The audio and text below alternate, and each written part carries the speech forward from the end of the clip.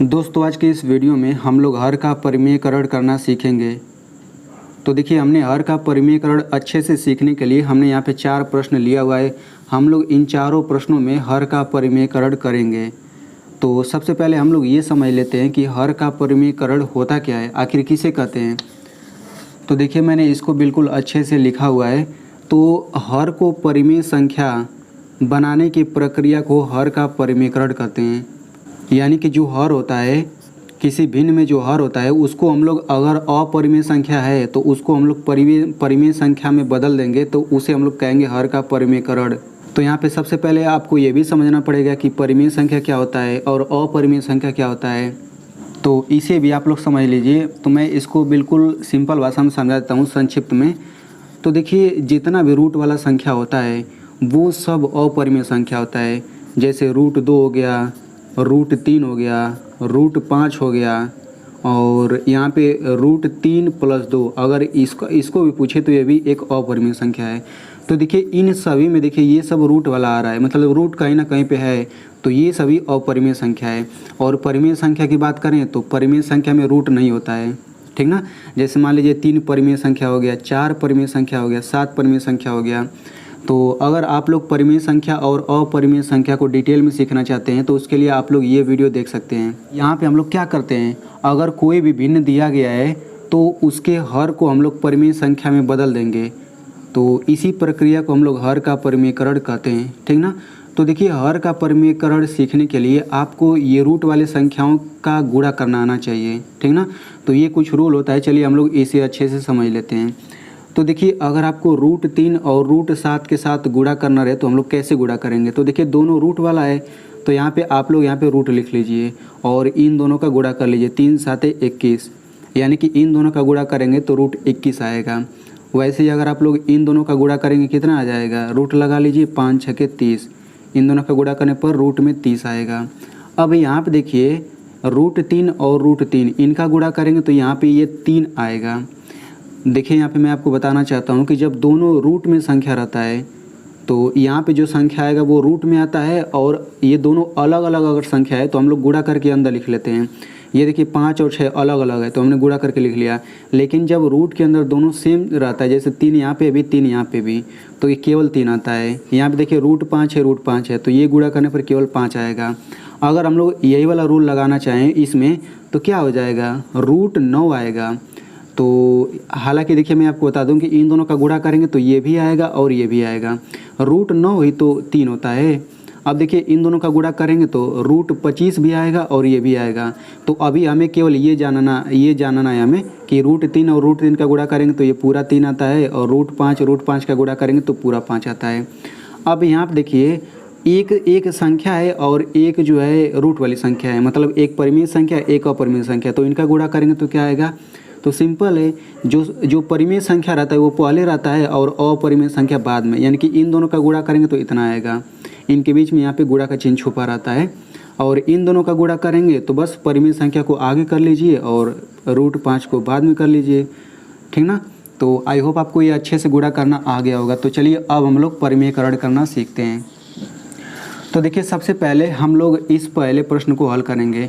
तो मैं आपको एक बार बताना चाहता हूँ, इन सभी प्रश्नों में देखिए ये बटा है, बटा के नीचे वाला हर कहलाता है, ऊपर वाला अंश होता है। तो देखिए इसमें हर देखिए अपरिमेय संख्या है, इसमें भी देखिए हर अपरिमेय संख्या है, यहाँ पर भी अपरिमेय संख्या हर है और यहाँ पर भी अपरिमेय संख्या है। देखिए हर में कोई ना कोई रूट में ज़रूर है, तो ये सब अपरिमेय संख्या है। तो हम लोग हर को परिमेय संख्या में बदल देंगे। तो परिमेय संख्या में बदलेंगे तो उसी को तो परिमेयकरण कहते हैं, ठीक ना। अब ये कैसे बदला जाता है वही आप लोग इसमें सीखेंगे। तो देखिए यहाँ पे इसका परिमेयकरण करना है हर का, तो कैसे करेंगे देखिए। सबसे पहले तो हम लोग बिल्कुल ऐसा ही उतार लेंगे 5/√3। अब हमें हर का परिमेयकरण करना है तो हम लोग जो हर में दिया गया है इसका हम लोग ऊपर गुणा कर देंगे और इतने ही का नीचे भी गुणा कर देंगे, ठीक ना। एक बार फिर से सुन लीजिए कि हम लोग हर का परिमेयकरण कर रहे हैं तो यहाँ पे नीचे √3 है तो हम ऊपर नीचे इसी का गुणा करेंगे, हर का ही गुणा करना पड़ेगा। तो देखिए अगर बटा के नीचे केवल एक अगर संख्या रहता है तो हम लोग दूसरा रूल लगाते हैं, और अगर बटा के नीचे यहाँ पे देखिए 2 संख्या आ गया तो इसमें थोड़ा सा अलग रूल लगता है, ठीक ना। तो इसे आप लोग ज़रूर सीखिएगा इस तरह वाला। तो यहाँ पे आप लोग हरों का गुणा कर लिए ऊपर नीचे। अब क्या करेंगे, अब यहाँ पे सीधा सीधा गुणा करिए ऐसे।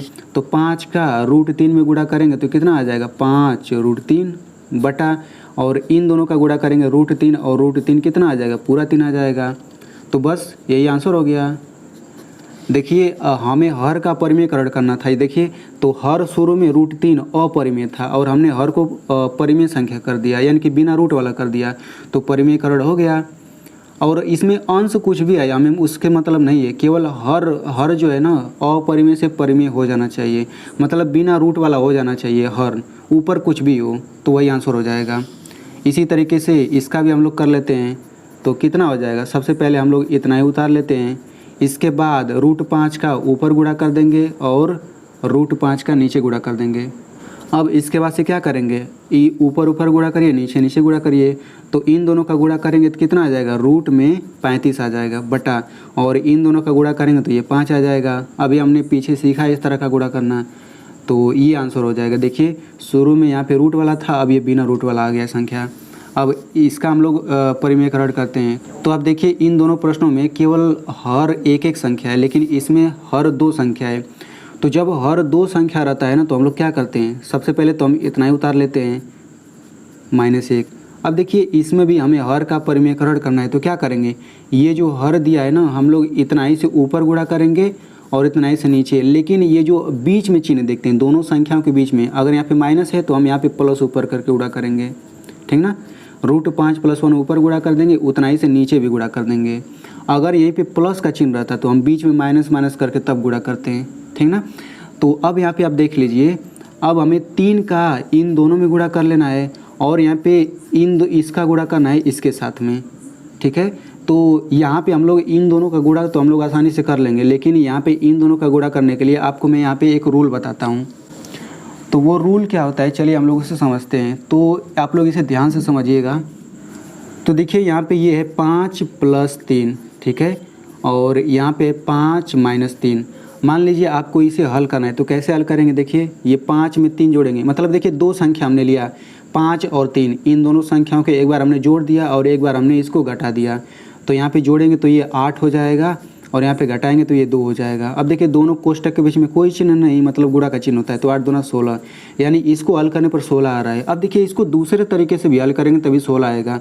हम क्या करेंगे, यहाँ पे 5 पर 2 घात कर देंगे -3 पर 2 घात, यहाँ पे हम माइनस का चिन्ह लगाएंगे। अब देखिए 5 पर 2 घात मतलब 5 का 2 बार गुणा, यानी कितना हो जाएगा 25। 3 पर 2 घात मतलब 3 का 2 बार गुणा 9 आ जाएगा, और 25 में से 9 घटाएंगे 16।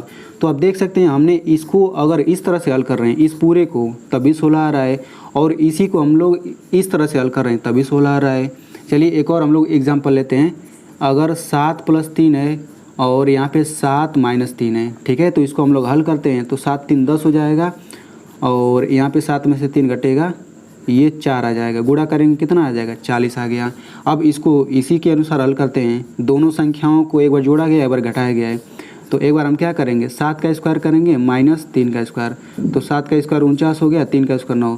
तो देखिए घटाने पर कितना आएगा, 40। आप देख सकते हैं कि इस तरह से भी 40 ही आ रहा है।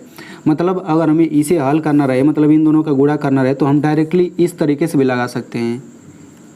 तो अगर मान लीजिए यहाँ पे इस तरह से आ गया √5 + 1, इसका गुणा करना रहे √5 - 1 के साथ, तो देखिए √5 में 1 को जोड़ा गया यहाँ पे, और √5 और 1 यहाँ पे घटाया गया है। तो यहाँ पे हम लोग ये वाला रूल तो नहीं लगा सकते इसमें, क्योंकि यहाँ पे देखिए जोड़ा गया है 10 आ गया है, लेकिन यहाँ पे जोड़ने पर यहाँ पे क्या आएगा, थोड़ा कठिन हो जाएगा। यहाँ पे घटाने पर क्या आएगा, तो हम लोग क्या करेंगे, ये वाला रूल लगा देंगे। तो एक बार इसका स्क्वायर करेंगे √5 का स्क्वायर माइनस एक बार 1 का स्क्वायर कर देंगे। तो देखिए √5 का स्क्वायर मतलब √5 का 2 बार गुणा, क्योंकि जितना घात रहता है उतनी बार गुणा करते हैं। तो √5 का अगर आप 2 बार गुणा करेंगे तो केवल 5 आएगा, तो यानी कि इसका स्क्वायर 5 आ गया। 1 का स्क्वायर 1 ही आएगा, 1 का 2 बार गुणा करना है तो 1 ही तो आएगा।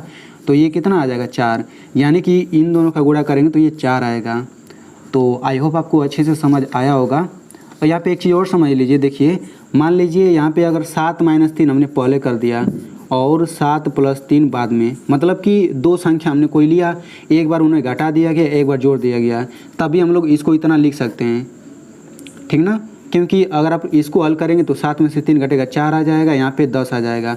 तो यहाँ पे 10 × 4 आ रहा था, यहाँ पे 4 × 10, तभी तो 40 ही आएगा, ठीक ना। तो इस तरीके से हम लोग दूसरा दोनों रूल लगा सकते हैं। तो बिल्कुल उसी तरीके से इसमें लगाइए। तो सबसे पहले 3 का गुणा करना है इन दोनों में, तो गुणा करिए। तो 3 का √5 में गुणा करेंगे तो 3 √5 हो गया, प्लस 3 का 1 में गुणा करेंगे 3 हो जाएगा, बटा। अब हमें इन दोनों का गुणा करना है, तो गुणा करने के लिए क्या करेंगे, सिंपल।